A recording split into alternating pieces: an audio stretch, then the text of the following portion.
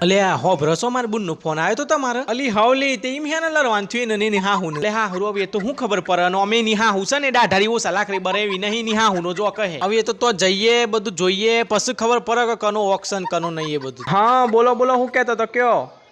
બસ આ બાર ને કરીશું હા તા મંચે ઇતના ખબર પડી હાવલી હવે વન થી સ થોડું લરવાનું મારી બુને હા હું ને મારી સા ઉતા ન કને કીધું હા કશો વાંધો નહીં હેર હું તને કરીશું હું તને આઈને ફોન કરું છું હો ને